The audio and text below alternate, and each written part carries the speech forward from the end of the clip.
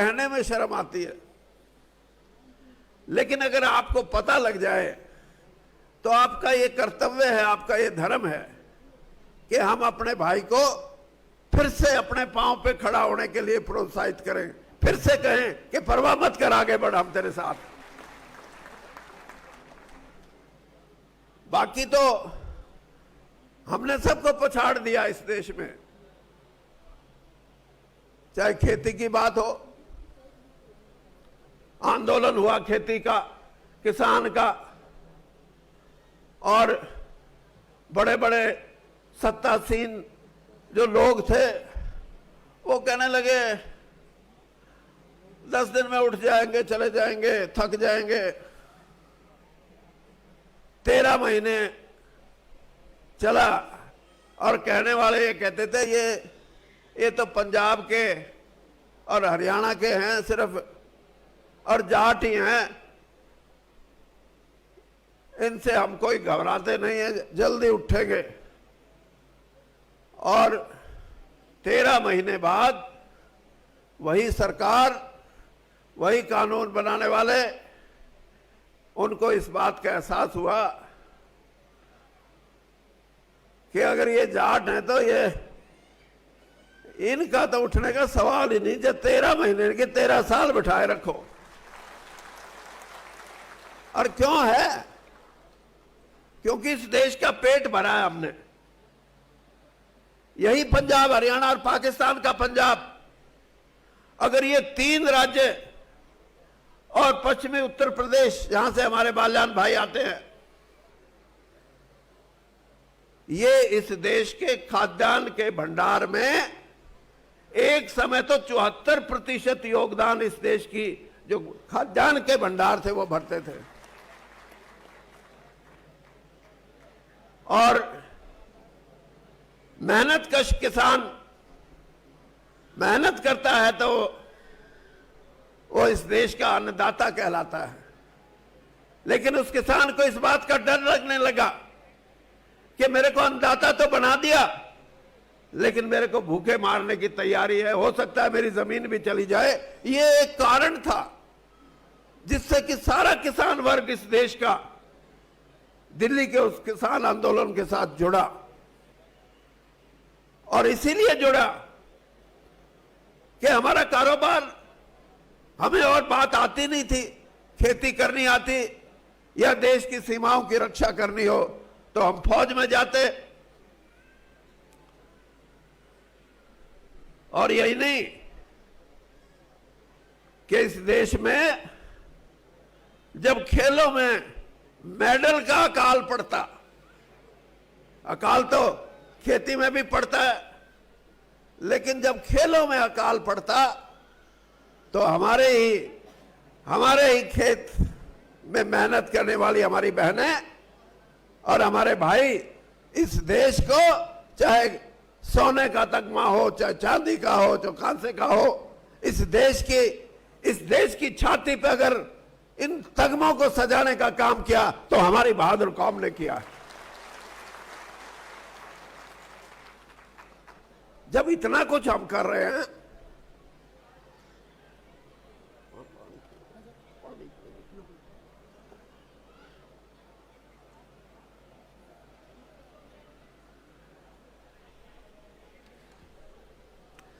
जब हम इतना कुछ करते हैं तो हम ये भी चाहते हैं कि इस देश की धन दौलत में, इस देश की संपदा में, इस देश के रुपए पैसे में, इस देश के हीरे जवाहरात, सोना चांदी, उसमें भी हमारा हिस्सा अच्छा हो। लेकिन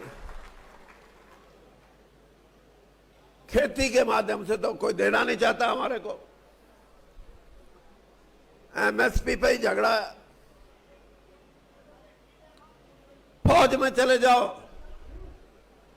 तो हर चीज में तनख्वाह, अगर देखो तो फौज के सिपाही की तनख्वाह सबसे कम। और किसी चीज में चले जाओ वहां कमी। पैसा है कहां? पैसा है बेंगलुरु में, पैसा है मुंबई में, पैसा है बड़े बड़े शहरों में, और पैसा किन के पास है? या तो व्यापार करने वाले के पास या उद्योग करने वाले के पास। किसान और खेती करने वाला और सीमाओं की रक्षा करने वाला और कोई अच्छी नौकरी करने वाला, उन पे पैसा नहीं हो सकता। हाँ, कोई बिल्कुल भ्रष्ट हो तो अलग बात है, क्योंकि भ्रष्टाचार की भी ये प्रकाष्ठा है कि आज भ्रष्टाचारियों को पकड़ने के लिए ये जो ईडी सीबीआई है, ये नोट गिनने की मशीन लेके जाती है, इतने नोट हैं। अब जाट की तो ये भी तबीयत है कि अगर उसको कोई अच्छा पद मिल जाए तो वो ईमानदारी से अपना काम निभाता है। ये हमारी खासियत है, इसको हम नकार नहीं सकते। ना तो हमारे में भी माल्या की तरह भाग जाओ, यहां का ही था माल्या, भाग गया। कोई चौकसी है वो भाग गया, कोई मोदी है वो भाग गया, पता नहीं कितने हैं बैंकों का पैसा खा के, लोगों का पैसा खा के, गरीबों का पैसा खा के भाग गए। आप में से क्यों नहीं भागा? क्योंकि ईमानदारी से, आपके खून में ईमानदारी है और आपके खून में इज्जत है अपने आप में, और वो इज्जत भी बड़ी है। मेरा एक दोस्त था दिल्ली में, मैं कहने लगा यार वो फलानी बिरादरी वाले हैं, वो दिल्ली में गैंग बना के रखते हैं, किसी का कब्जा कर लो, किसी के प्लॉट पे, किसी के मकान पे, या किसी का कब्जा छुड़वाने के लिए पैसे ले लो। मैंने कहा एक गैंग तू भी बना ले। अब वो जाट था, वो कहने लगा बात सुन भाई। मैंने कहा बता। कहता है कि ये जो है ना, इनको तो एक दिन थाने में बुला ले थानेदार, तो सारी रिश्तेदारी में टेलीफोन करेंगे। अगर मेरे को बुलाया था थाने में, मेरे को, और अपने वाले को कोई थाने में बुला ले तो 3 दिन घर से बाहर ना निकले। ये है हमारी सोच, ये है हमारी इज्जत। इसलिए उद्योग जगत में भी हम जाएंगे, हम व्यापार जगत में भी हम जाएंगे,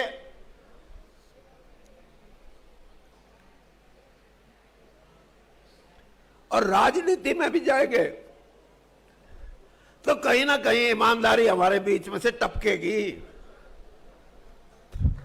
मेरे को भी कई बार मौका मिला, कई साथियों ने कहा यार तू साफ मत बोला कर। मैंने कहा और क्या करूं? अब थोड़ी थोड़ी झूठ बोला कर। मैंने कहा झूठ बोलूंगा तो मैं तो पहचाना जाऊंगा। और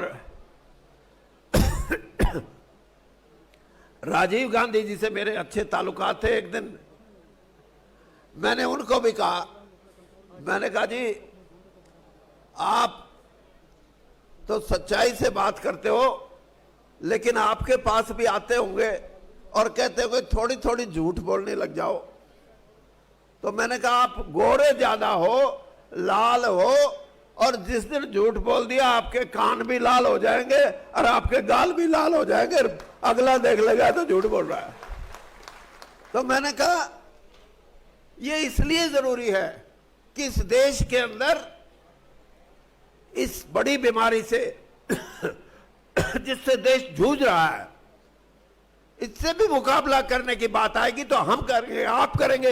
ईमानदारी को, कई लोग कहते हैं कि भ्रष्टाचार को मिटाया तो नहीं जा सकता, कम किया जा सकता है। मैं कहता हूं वो आदमी झूठ बोलते हैं। भ्रष्टाचार को अगर ईमानदारी से आपके दिल में हो तो आप भ्रष्टाचार को बिल्कुल खत्म कर सकते हो, बेईमानी को खत्म कर सकते हो, और ये आपके चरित्र का हिस्सा है। इसलिए मैं आपसे ये कहना आया कि आप इस बेंगलुरु की सरजमी पे, जहां के लोग अपने आप को आपके साथ जोड़ने की कोशिश करते हैं, उनके साथ मिलके हम एक ऐसे समाज की संरचना करें जिसमें जाट का मतलब हो सभी मेहनती लोग, सभी खेती करने वाले लोग, सभी कमेरे वर्ग के लोग ये कहे मैं भी जाट, मैं भी जाट, मैं भी जाट। और ये आप देखना कभी पंजाब में जाके पंजाब के अंदर जब कोई लेक्चर देता है नेता तो कहता जट नू ए मिलना चाहिए, जट नू ओ मिलना चाहिए, जट इस काम का बंदा है। मैं कॉलेज में पढ़ता था चंडीगढ़, रणजीत सिंह जी भी वहीं थे उन दिनों में। मैंने एक से पूछा, मैंने कहा यार ये सारे ही जाट है क्या पंजाब में? और कहने लगा ना भाई ये बात नहीं है, यहां जाट का मतलब है खेती करने वाला, मेहनत करने वाला। आज सारा देश आपके साथ जाट के नाम से जुड़ सकता है, जो मेहनत करने वाला और खेती करने वाला।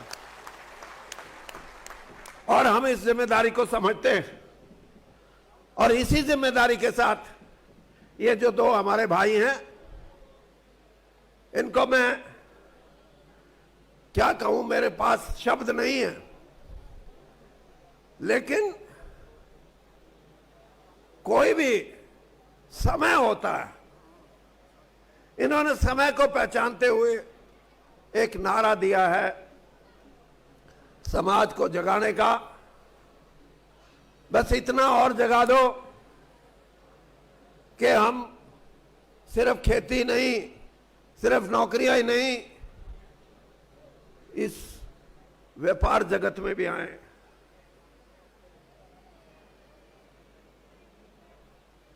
हम उद्योग जगत में भी आए और ये धन दौलत यही छिपी पड़ी है। हमारा हिस्सा हमें अगर मिल सकता है तो इन्हीं दो चीजों के माध्यम से मिल सकता है। मैं तो कई बार कहता हूं कि समाज को जगाने का एकमात्र सबसे बड़ा आपका दृष्टिकोण ये होना चाहिए। लेकिन ये कमी भी मैं बता दूं, पढ़ा लिखा भी हमारा बेटा है, भाई है, उसमें भी जो रिस्क लेने की बात है उसमें वो कहीं ना कहीं घबरा जाता है। ये राजस्थान से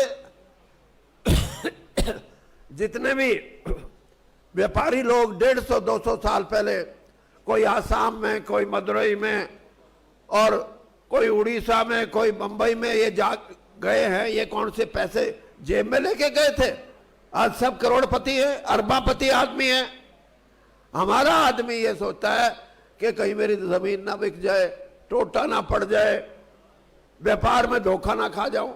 ये धोखा, ये जो है गए थे, ये धोखा खाते नहीं, ये धोखा करते हैं। आपको भी सीख लेना चाहिए कि धोखा नहीं खाना। मैं ये तो नहीं कहता धोखा करना है, लेकिन धोखा नहीं खाना और फिर इस देश की संपदा में आपकी हिस्सेदारी बढ़े, तब हम मानेंगे कि इन दोनों भाइयों का, ये पलसानिया और कलसानिया जो हमारे भाई हैं, इनका जो दृष्टिकोण है वो ठीक है। और आपको इस बात की भी खुशी होगी कि 10-15 साल से हम फिर बदले, हमारा नौजवान बदला है। मैं चंडीगढ़ गया था अभी, तो मेरे को कुछ नौजवान बच्चे मिले, कहने लगे जी हर गांव से अब 10-10, 15-15, 20-20 बच्चे विदेशों में जा रहे हैं हमारे। ये भी एक नई सोच हमारे समाज में आई है। और मैंने कहा कैसे जाते हो? तो मेरे को तो पता नहीं था, कहते डंकी फ्लाइट है। अब वो डंकी फ्लाइट पता नहीं कौन सी है कि डंकी फ्लाइट से जाते हैं। तो मतलब मेरा कहने से ये है कि हम दुनिया की दौलत में, ये आंकड़े हैं दुनिया के आंकड़े, इस देश के अंदर 800 करोड़ की आबादी है। 800 करोड़ इस दुनिया में 800 करोड़ की आबादी में 1% आदमी, 1% कितने हुए? 8 ही हुए मेरे ख्याल में। 8 करोड़ आदमियों पे 57% दौलत है।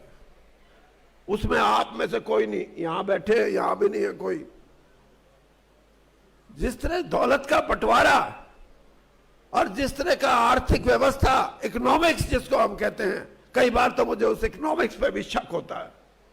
और यही नहीं, इस देश का किसान जब जागेगा, इस देश का कमेरा वर्ग जब जागेगा तो ये बंटवारा हम सहन नहीं करेंगे। अखबार भी लिखते हैं कि कितना धनवान हो गया देश, हर 36 घंटे में 1 करोड़पति बनता है। एक साल में फहरिस्त आती है कि इस साल हमारे देश में 423 अरबपति बने। अरे उस गरीब का, वो मेहनत करने वाला, वो खेत में खून पसीना एक करने वाला, वो इस देश की सरहदों की रक्षा करने वाला, वो हमारा साथी, जिस दिन उसको इसका हिस्सा पूरा मिलेगा इस दौलत में, तब हम मानेंगे कि सही आर्थिक व्यवस्था का अधिकार ये किसी चंद लोगों को नहीं बल्कि हम लोगों को है जो मेहनत करते हैं, जो इस धरती का सीना चाक करके पैदा करते हैं। आपसे मैं यही कहूंगा कि ये सच्चाई है कि क्रांति जब आती है तो उसको लाने वाला कोई नामी ग्रामी आदमी नहीं होता। ये 2 बच्चे भी ला सकते हैं और इनकी तो अभी 30-30, 40-40 साल और काम करना है। इस समाज को जिस दिन जगा दोगे, आर्थिक बंटवारा भी जो आप कहोगे इस देश के नौकरशाह को, वो आर्थिक बंटवारा करने पड़ेगा जिसमें हम कहेंगे कि अब हमारे भाइयों को इस देश के धन दौलत में पूरा हिस्सा मिला है। इस आर्थिक व्यवस्था के लिए आप प्रयास करते रहे। आखिर में मैं एक बात कहूंगा कि चौधरी रणजीत सिंह जी भी हैं और देवीलाल जी का किसानों को जगाने का, अगर आजादी के बाद 2 ही हमारे ऐसे नेता हुए हैं, इसमें कोई बुरा माने। एक तो चौधरी चरण सिंह, ये जब देश आजाद हुआ इस देश की बड़ी बड़ी पार्टियां किसान का नाम लेना भूल गई थी। चौधरी चरण सिंह ने एक जागृति पैदा की मेहनत कश के दिमाग में, और एक समय आया जब कोई भी बड़े से बड़ा नेता इस देश का अपना 20 मिनट का भाषण देता था तो 5 मिनट किसान की बात करता था, जो भूल गए थे कि किसान की बात करनी चाहिए। ये चौधरी चरण सिंह ने सिखाया और चौधरी देवीलाल ने इससे भी आगे बढ़ के किसान को लड़ना सिखाया। और पंजाबी में कहते हैं हक जिन्ना दे आपने आप लेंगे खो, मतलब उन्होंने सिखाया कि कोई प्लेट में नहीं देगा तुम्हारे को, तुम्हारे हक लड़ने से मिलेंगे। ये लड़ाई का बिगुल भी चौधरी देवीलाल ने बजाया। और आज मैं आपसे ये कहता हूं कि इन दोनों भाइयों को भी कहता हूं कि एक बड़ा प्रोग्राम करो आप, और हरियाणा में करो। हम आपको कम से कम 2 लाख भाई इकट्ठा करके कहेंगे, और हमारे को यह भी उम्मीद है कि जो आज आप यहां आए हैं, आप एक बड़े कार्यक्रम में जाएंगे तो एक नया युग शुरू होगा। मैंने तो जयपुर में भी कहा था, मैंने कहा इस देश में 3 करोड़ के करीब लगभग जाट है। 3 हो, 3.5 हो, 4 हो, इससे ज्यादा नहीं। और अकेले पाकिस्तान में 4 करोड़ हैं 20 में से। मैंने कहा एक दिन चलो वाघा बॉर्डर पे लाखों की तादाद में चलो, और वहां से हम अपने भाइयों को कहेंगे अरे तुम्हारा डीएनए तो हमारा एक है, धर्म बदल सकता है, जात नहीं बदलती। उनको कहेंगे तुम भी आओ, और इस देश में एक ऐसा वातावरण बनेगा जो पहली बार जाट समाज कर सकता है, पाकिस्तान का जाट समाज कर सकता है, और इस देश के किसान और इस देश के वीर जाट कर सकते हैं कि पाकिस्तान और हिंदुस्तान का ऐसी मोहब्बत हो जाए जैसे पहले कभी थी। और तब दुनिया को पता लगेगा कि ये समाज क्या है। और जब ये दुनिया को पता लगेगा तो रूस और यूक्रेन की लड़ाई भी अपने आप खत्म होगी। धन्यवाद। जय हिंद। सभागार में उपस्थित सभी महानुभाव, देवियों और सज्जनों, अंतर्राष्ट्रीय जाट संसद द्वारा आयोजित प्रवासी जाट अधिवेशन में हमारे बीच में मंचासीन हैं डॉक्टर संजीव बालियान जी, जो केंद्र सरकार में मोदी जी की सरकार में मंत्री हैं।